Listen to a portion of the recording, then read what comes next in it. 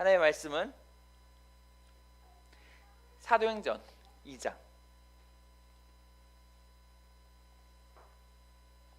지금 12 제 시간으로 제가 요즘 12를 잘 봐요. 네, 12 욕하는 게 아니라 12를 잘 봅니다. 정부의 숫자가 바로 10입니다. 그래서 12가 굉장히 중요한 영적인 의미가 있어요. 자, 하나님의 말씀은 사도행전 2장 17절, 다 아는 말씀 같이 읽도록 하겠습니다. 시작. 하나님께서 말씀하셨습니다. 마지막 날에 내가 내 영을 모든 육체에게 부어주겠다.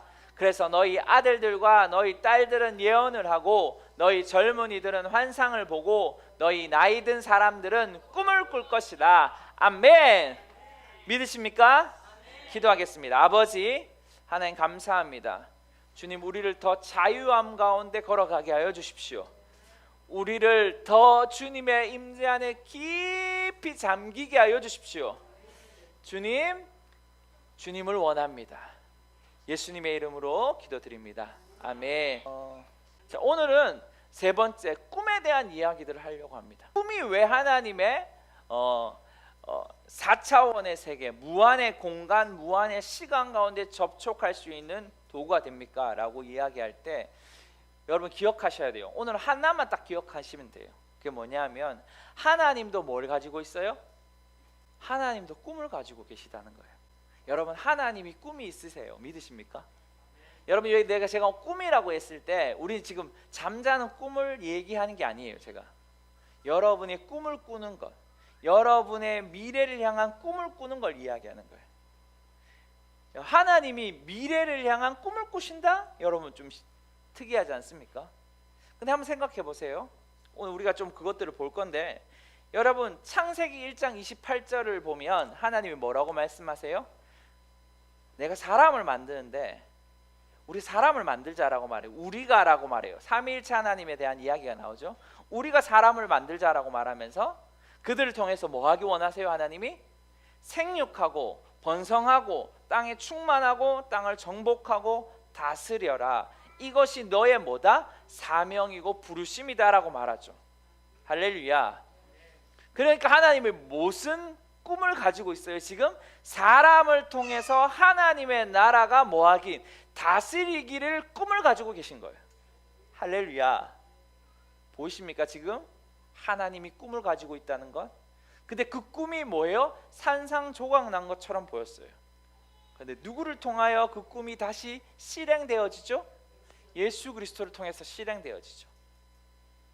자, 그리고 그 예수 그리스도가 이 땅에 실행하셨어요. 우리 좀 이따 한 번 더 보겠지만, 자, 실행하셔서 그 예수님이 꿈을 가지고 계셨죠. 무슨 꿈을 가지고 계셨어요? 예수님도 꿈을 가지고 계셨어요. 구체적으로 좀 이따 네 가지 정도 얘기하겠지만, 제자들에게 그 꿈을 가르쳐 주셨어요. 그게 뭐예요? 마태복음 28장 18절에서 28절.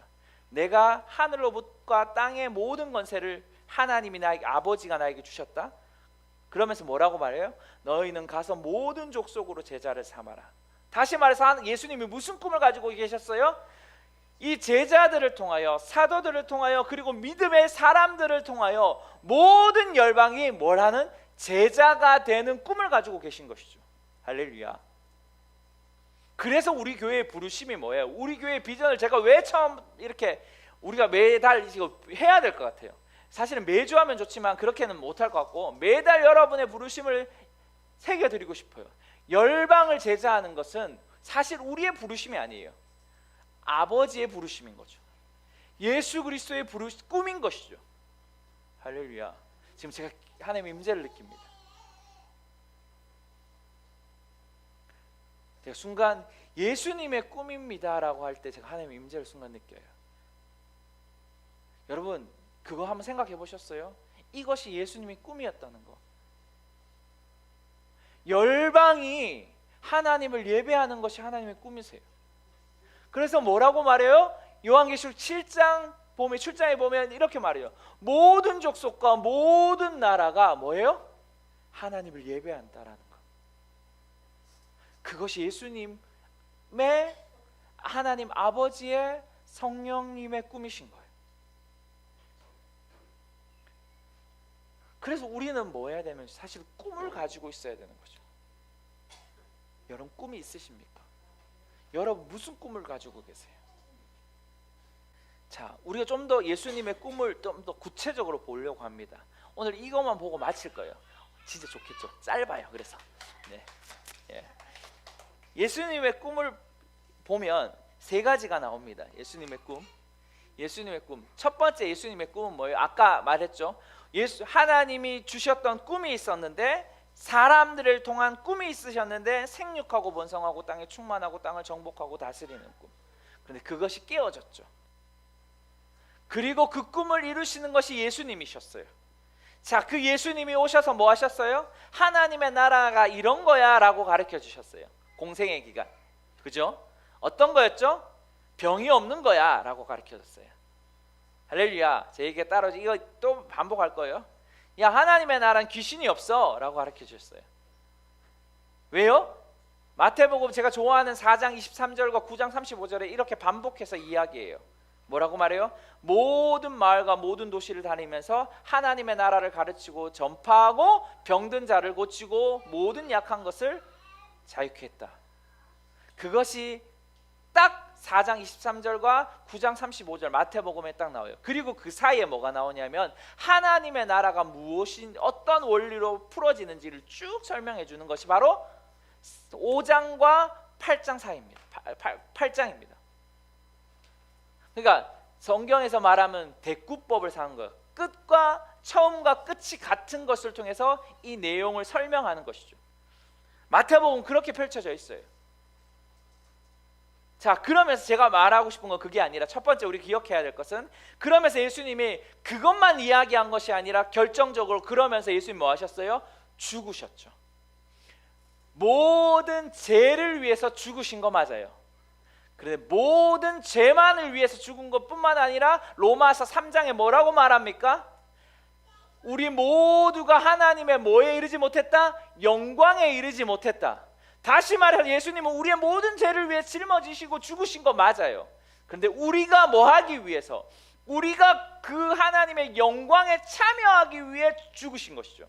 그 영광의 참여가 뭐예요? 바로 예수님이 공생의 기간 보이셨던 그 모든 사역들. 그 모든 사역들은 사실 어디에서 풀어졌는 거예요? 기억하세요? 창세기 1장 28절 생육하고 번성하고 땅에 충만하고 땅을 정복하고 다스리는 거. 그걸 이루기 위해 뭐가 필요한 거예요? 죽으심이 필요한 거거든요. 죄인을 통해서 그것을 이룰 수는 없는 거예요. 제 얘기가 따라오십니까? 그래서 성경에 뭐라고 말하면, 로마서 5장 17절 같이 한번 읽겠습니다. 시작. 아담 한 사람의 범죄로 인해 죽음이 바로 그 한 사람을 통해서 왕노릇했다면, 은혜와 의의 선물을 넘치도록 받는 사람들은 한 분 예수 그리스도로 인해 생명 안에서 왕노릇할 것입니다. 그러므로 한 사람의 범죄로 인해 모든 사람이 정죄에 이른 것처럼 한 분의 의로운 행동으로 인해 모든 사람이 의롭다는 인정을 받아 생명에 이르렀습니다. 아멘. 우리 기억하셔야 돼요. 예수님이 십자가에 죽으심을 통해서 꿈을 가지셨어요. 무슨 꿈?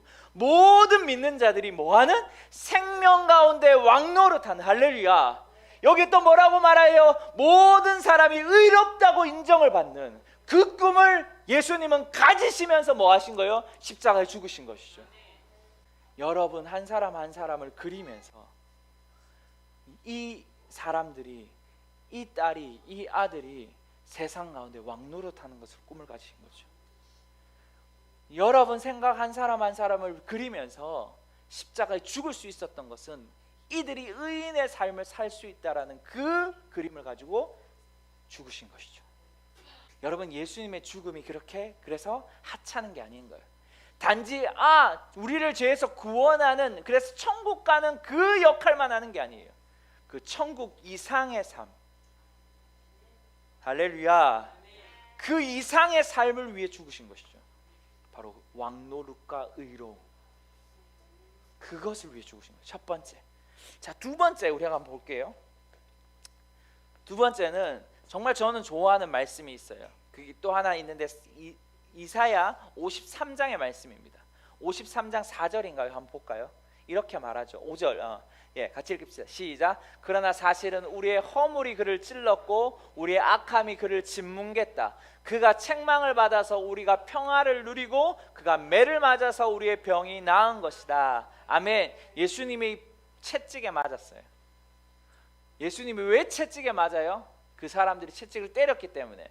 근데 예수님은 그렇게 말씀하시지 않았어요.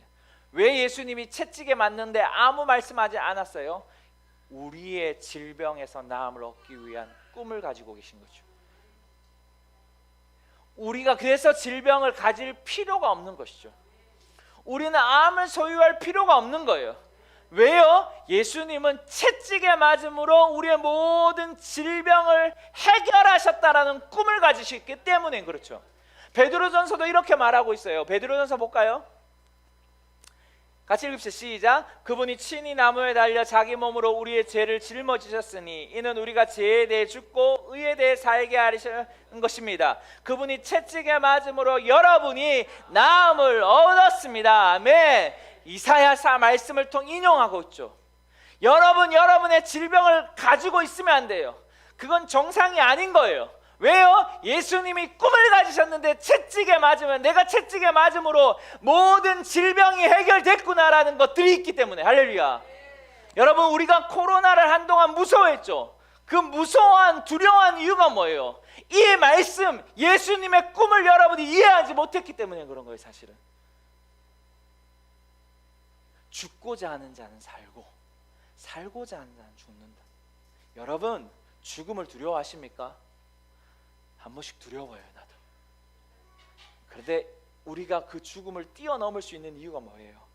예수님이 우리를 위해 채찍에 맞음으로 우리가 나음을 입었다라는 겁니다. 예수님이 꿈을 가지셨죠. 자, 세 번째, 여러분 이걸 좋아하실 것 같아요. 고린도후서 너무나 좋아하는 말씀 같이 읽읍시다. 시작. 여러분이 우리 주 예수 그리스도의 은혜를 잘 알고 있듯이 그리스도께서 부유하신 분으로서 여러분을 위해 가난하게 되셨습니다. 그분의 가난하심을 통해서 여러분을 부유하게 하시려는 것입니다. 아멘. 여러분, 우리의 풍성함, 우리의 부유함은 예수님의 뭐예요? 꿈이었어요. 예수님은 여러분, 우리 한 사람 한 사람에게 부유함에 대한 꿈을 가지고 있었어요. 그렇기 때문에 예수님은 뭐 하셨다라고 말해요? 가난하게 되셨다라고 말하는 거죠. 여러분 생각해 보셨습니까? 이 말씀을 여러분은 어떻게 지나치셨습니까? 여러분은 부유하게 될 수 있습니까? 아니요, 이미 부유하게 된 자죠. 우리는. 왜요? 예수님이 가난하게 되셨기 때문에 그렇죠. 예수님이 꿈이라니까요. 이게 여러분과 내가 부유한 삶, 돈이 많고 없음에 대한 부유함이 아니라 여러분의 모든 마음으로부터 오는 그 부유함, 그것이 돈을 끌어당기는 힘이라고 저는 믿습니다. 부자들은 그걸 알았어요. 오늘날 세상에 수많은 부자들은 그걸 알아요. 여러분, 제가 부에 대한 공부를 하면서 저 계속 그것들을 조금씩 보지만 부자들의 원리가 하나 있어요. 자신이 부유할 수 있다는 거예요. 근데 우리는 그걸 뛰어넘어요. 뭐예요? 예수님이 가난하셨기 때문에 가난해 하신 이유는 우리가 부유한 자라는 꿈을 꾸면서 있으셨기에, 여러분 그 꿈을 취하면 여러분의 것이 되는 거예요. 그걸 한 번도 생각해 보지 못했어요. 그러면 여러분, 우리는 매일 어쩌면 헐떡이는 거예요. 우리 안에 있는 재정적인 압박이 있을 수 있어요. 그때도 우리는 무엇을 기억하는 거예요? 예수님의 꿈을 기억하는 거예요. 아, 예수님이 나를 위해, 나의 부유함을 위해 가난하게 되셨구나. 할렐루야. 기억하세요.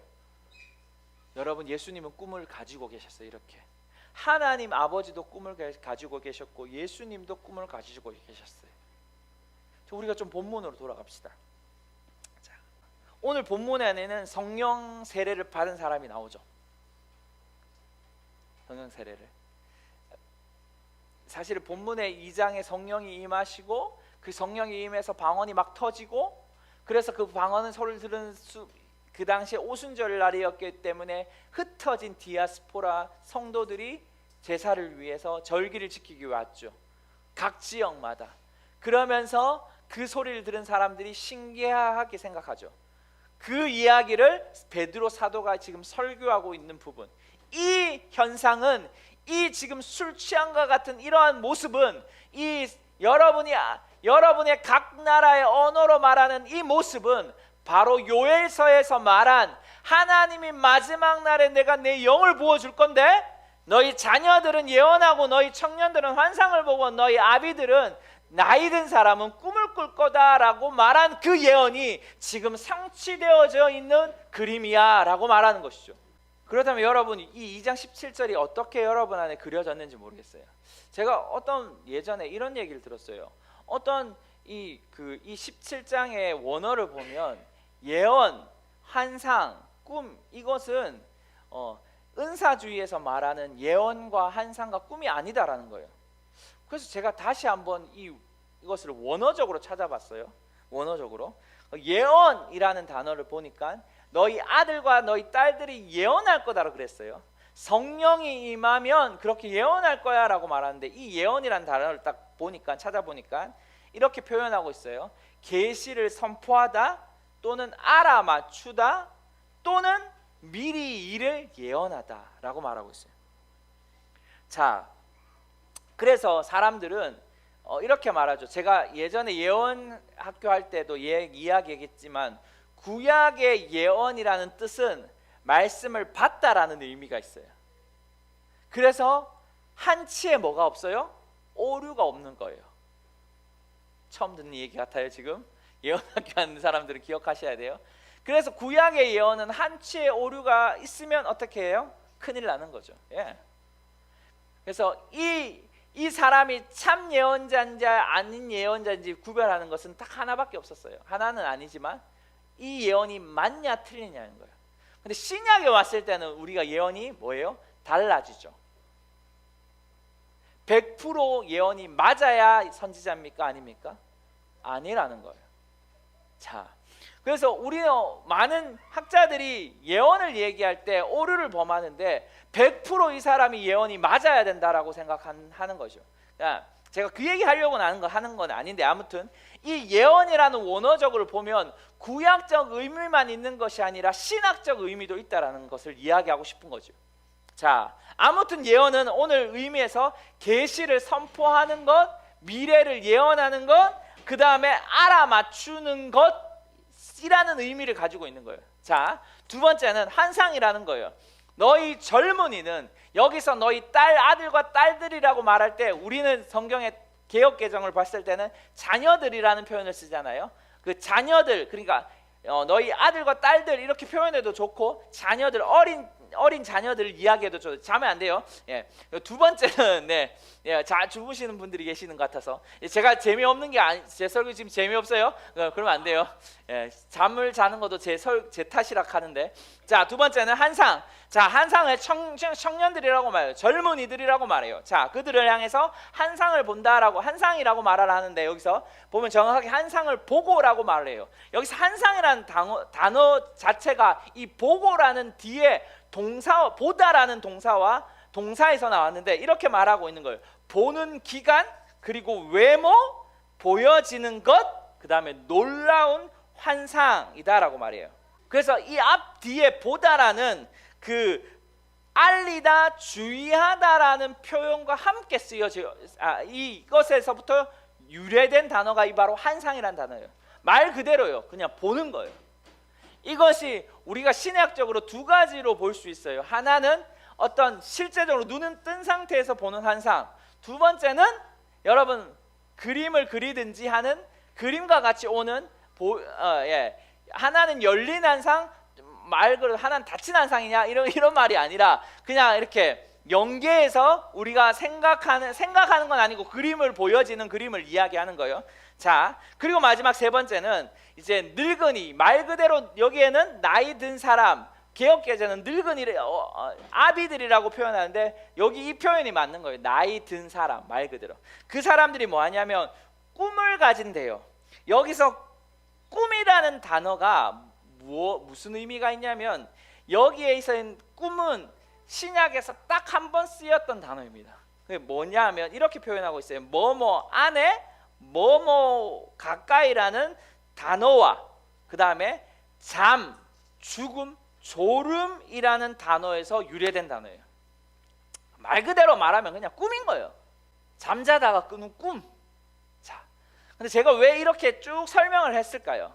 이 예언과 환상과 그 다음에 꿈, 이 세 가지의 공통점은 뭐죠? 출처가 어디예요? 그렇죠, 하나님이라는 거예요. 첫 번째. 두 번째 뭐예요? 하나님이니까 하나님의 뭐가 있어요? 마음이 있는 거예요. 자, 다시 얘기할까요? 이 출처, 이 성령이 부어지면서 어린 아이들에게는 예언을 한대요. 그리고 청년들에게는 환상을 본대요. 아비들은 꿈을 꾼대요. 그래서 이 모든 근원, 첫 번째는 하나님으로부터 온 거예요. 그러니까 두 번째, 하나님의 마음이 있는 것이죠. 하나님의 뭐가 있다? 마음이 있다. 그러면 그 마음 가운데 뭐가 있어요? 하나님의 세 번째 중요한 것은 뜻이 있는 거예요. 자, 제 얘기가 이해가 되세요? 하나님이 있고 거기에 하나님의 마음이 있고 하나님의 뜻이 있는 거예요. 그 뜻이 뭐예요? 그 하나님의 뜻이 뭐예요? 하나님이 가지고, 아버지가 가지고 있고 예수님이 가지고 있는 것들을 뭐예요? 성령님이 자녀들과 청년들과 아비들에게 보여준다는 거예요. 다시 이야기할까요? 아까 서두에 얘기했던 아버지의, 하나님 아버지의 꿈, 그리고 예수님의 꿈, 이 모든 꿈을 누가요? 성령님이 자녀와 청년과 아비 모든 세대에게 주신다는 거예요. 하나님의, 그러니까 뭐냐면 우리가 예수를 믿어요? 우리가 그리스도인이에요? 우리가 성령을 받았어요? 그러면 꿈을 꾸셔야 되는 거죠. 수많은 사람들이 꿈이 없어요. 수많은 사람이 하나님, 내가 뭘 해야 될지 모르겠어요. 빌 존스 목사님이 책에 이런 말이 있어요. 옛날에 젊은 친구들이 거기 교회 많으니까, 여러분 그 동네가 한 10만 명밖에 안 됩니다. 그러니까 한 작은 시, 군 정도 되는 거죠. 근데 거기에 성도들이 한 10,000명 이상입니다. 그러니까 그 레딩이라는 도시의 10%의 영혼을 진짜 책임지고 있는 교회예요. 레딩, 거기 베델 교회가 이제 10,000명이 지금 넘는지는 모르겠어요. 지금 제가 알기로 10,000명이 넘는다고 들었는데, 아무튼 근데 그 교회에 젊은이들이 빌 존스 목사님에게 물어보는 거예요. 목사님, 제가 무엇을 해야 할까요? 제가 어떻게 직장을 찾죠? 제가 누구와 결혼하죠? 수많은 것들을 묻는다는 거죠. 그때 빌 존스 목사님이 하나 딱 얘기해요. 그 모든 질문 앞에 한 가지를 얘기합니다. 뭔가 같아요? 제가 한번 이 얘기 했어요. 예수님이 뭐 하셨어요? 예수님은 도시와 마을을 다니면서 하나님의 나라를 가르치고 하나님의 나라를 전파하고 병든 자를 고치고 귀신 들린 자를 쫓아내고. 여러분 이걸 하십시오 라고 말해요. 제가 왜 이 얘기를 할까요? 여러분, 하나님의 모든 세대에 하나님은 꿈을 주고 싶었어요. 하세요. 하나님 아버지와 예수 그리스도의 그 마음을 성령님을 통해서 주신다고요. 그러면 우리는 생각해요. 하나님의 꿈을 꾼다, 하나님의 뭐 비전을 받는다, 그러면 내가 미래에 이렇게 돼야지만 생각해요. 그걸 가지고 사람들은 질문한단 말이에요. 그 질문도 좋지만 빌 목사님의 제가 의도는 정확하게 파악하지 못했어요. 그런데 우리가 이거 나중에 배우겠지만, 한 2주 뒤에 배우겠지만, 이러한 꿈들, 이러한 것들을 우리는 미래를 보면서 뭔가 달려갈 수 있지만 현재에 대해서 하나님은 보신다는 거죠. 하나님은 꿈을 가지고 계시는데 그 꿈이 요셉에게는, 우리가 나중에 요셉에게도 엄청난 꿈이 있었죠. 형들의, 그리고 아비와 어미들이 자기에게 절하는 그 꿈을 위해서 요셉은 뭐 했어요? 자신도 모르게 팔려가고 자신도 모르게 죄인이 되고 했단 말이에요. 근데 그 속에서 무엇을 했어요? 요셉은 사람들 그 공간에서 형통하게 했다고요. 할렐루야. 보디발의 집에, 그 집에 그가 하는 그 모든 것 때문에 형통하게 됐단 말이에요. 그가 죄인의 감옥에 갔을 때도 그 죄인의 감옥을 관리하는 관리장이 됐다고요. 제가 무슨 말을 하느냐면, 우리 하나님은 모든 믿는 자들에게 꿈을 주기를 원하세요. 근데 그 꿈을 우리는 어쩔 때는 저 엄청난 미래를 향해서만 쫓아가기 위해서, 그래서 어떨 때는 실망하고 지친단 말이에요. 그런데 우리가 바라봐야 될 건 뭐냐 하면, 제가 서두에 얘기했던 것처럼 하나님의 꿈은 뭐예요? 생육하고 번성하고 땅이 충만하고 땅을 정복하고 다스리는 거. 예수님의 꿈은 뭐예요? 우리가 뭐 하는 거예요? 우리의 의로움, 우리의 왕노릇, 그리고 뿐만 아니라 우리의 삶에 있는 하나님의 모든 죄, 그 질병에서 자유케 하는 것, 뿐만 아니라 우리를 부유케 하는 것, 뿐만 아니라 예수님 뭐 열방을 제자 삼는 것, 우리의 삶에서 하나님의 꿈을 주신단 말이에요. 제가 말하는 의도는, 우리가 질문하자는 사람들, 내가 뭘 했으면 좋겠어요? 내가 누구랑 결혼해? 이게 중요한 꿈이 아니라 하나님 아버지의 그 꿈, 그것들을 믿는 자들은 꿈을 꿀 줄 알아야 된다는 거예요. 오늘 내 삶에 지금 무슨 꿈을 향해서 달려가고 계세요? 성령을 받았어요? 예수님이 내 안에 계세요? 그렇다면 여러분은 무슨 꿈을 향해서 오늘도 살아가십니까? 성경의 잠언서에 이렇게 말해요.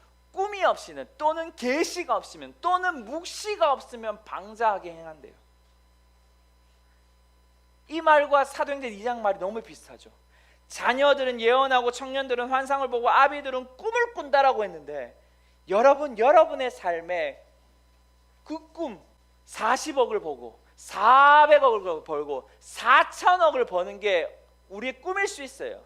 근데 그 꿈을 향해서 오늘 내가 뭘 하냐고요. 꿈의 목적지를 우리는 꿈이라고 말할 수 있는 게 아니라, 꿈의 목적지는 현재 내가 어떻게 하느냐가 중요한 거라는 거예요. 우리 2주든가 3주 뒤에 이야기하겠지만, 그 꿈에 하나님의 그 마음과 예수님의 그 꿈이 오늘 내 삶에 어떻게 풀어지느냐가 중요한 거죠. 성령을 받으셨어요? 성령님이 여러분 안에 계십니까? 그럼 여러분 꿈을 꿀 수 있어요. 무슨 꿈을 꾸냐면, 아버지와 예수님의 꿈이 여러분의 꿈인 거예요. 예수님의 꿈은 무엇이었죠? 열방을 제자 삼는 거예요. 아버지의 꿈은 무엇이었죠? 생육하고 번성하고 땅에 충만하고 땅을 정복하고 다스리는 거예요. 그것을 오늘 내가 삶을 사는 삶에 하루하루를 행하는 거죠. 그러면서 잠언서에 보면 우리가 묵시가 있고 꿈이 있고 계시가 있으면 방자하게 지 인생 지 마음대로 살아가지 않는다는 거예요. 저는 17살 때, 제 얘기하고 마치고 싶어요. 17살 때 예수님을 만났죠. 그리고 제가 18세 때인가 18살 때 제가 1월 예수님 만났어요. 그리고 그해 여름과 겨울에 저에게 하나님 그림을 하나 보이셨어요. 그러니까 한상이라고 하죠, 우리가. 또는 제가 그림이라는 표현을 많이 쓰는데, 그림을 하나 보이셨는데, 그 꿈이 뭐냐면, 맨 밑에 한번 볼까요? 맨 밑에 사진. 저는 그 당시 이게 무슨 의미인지 몰랐어요. 이 그림, 이게 어딘지 아십니까? 문수 경기장입니다. 하나님이 나에게 축구 경기장을 하나 보여주시는 거예요. 그리고 축구 경기장을 보면서 하나님이 나에게 이렇게 축구 경기장, 제가 이 얘기 했어요. 축구 경기장을 보여주시고, 그때는 내가 이게 뭔 의미인지 몰랐는데, 그냥 나는 그때 나도 모르게 열방이라고 적었어요. 내가 열방으로 나아갈 거구나. 그리고 계속해서 하나님이 어떤 시기에 묵상을 하는데 이렇게 말씀하셨어요. 네가 언양 땅에서 복음을 전하니까 내가 열방을 내가 너에게 보내주겠다. 사도행전에 이렇게 말하죠. 사도 바울을 향해서 네가 이곳에서 복음을 전하니 내가 너를 유럽으로 보내겠다라는 말씀. 그 말씀을 바꿔서 하나님 나에게 말하는 거예요. 네가 네 10대에 네가 이 언양 땅에서 복음을 전했으니까 내가 열방을 보내주겠다라고 말씀하셨어요. 저는 그래서 어릴 때부터 열방이 저희 꿈이었어요. 열방 가운데 나아가서 하나님의 마음들을 흘려보내는 것이 저희 꿈이었어요. 자, 이 시간들이 약 20몇 년이 지났어요. 지금 그 꿈이 이루어졌나요? 아직 이루어지지 않았죠. 근데 그 꿈이 나는 이루어질 거라고 믿어요. 근데 최근에 제가 하나님 발견한 것이 있어요. 몇 년 전에. 그게 뭐냐면 그 체육관이 그 당시도 알고 있어요. 그 당시 제가 이 꿈, 이 비전, 그림을 딱 생각지 못하게 하나님 이 그림을 딱 보여줬는데 그때 저에게 가르쳐 준 사람이 없어요. 한 상을 보고 난 다음에 하나님 이게 무슨 그림입니까? 라고 물어야 된다고 말한 사람이 없어서요. 그냥 하나님 보여주시니까 아 하나님 이거 보여주시네? 라고 그냥 일기장이 아니라 저 일기장 같은 데 제가 적어 놓은 거예요. 그런데 제가 제 스스로가 열방이라고 생각했고, 그리고 열방이라고 생각하기 전에 제가 뭘 했냐면 그거 가만 보니까 문수 경기장이에요. 그때가 뭐냐면 2002년이 되기 전이었어요. 2002년 월드컵 경기에 이 경기장으로 썼던 거잖아요. 근데 이것이 되기 전에 이제 지어져 가는 과정 속에 제가 이거 본 거거든요. 완성도는 모르는데 아무튼 그러면서 제가 그래서 고3 때 이렇게 말했어요. 사람들에게. 야, 나는 그때 우리 예배팀이 있었거든요. 예배팀. 우리 예배팀이 있어서 우리가 6개월 안에 우리 예배팀이 여기서 예배하게 될 거야 라고 말했어요. 그래서 친구들이 뭐라 했냐면 헛소리 좀 그만하라고, 작작하라고 웃었어요. 진짜 웃었어요.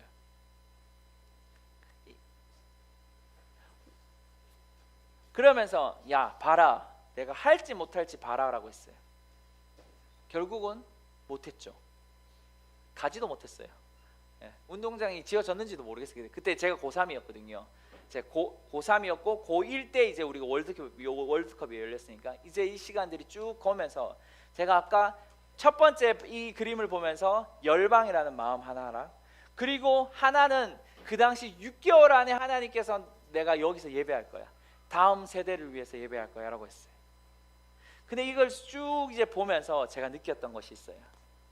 하나님이 이 꿈을 포기시키지 않았어요.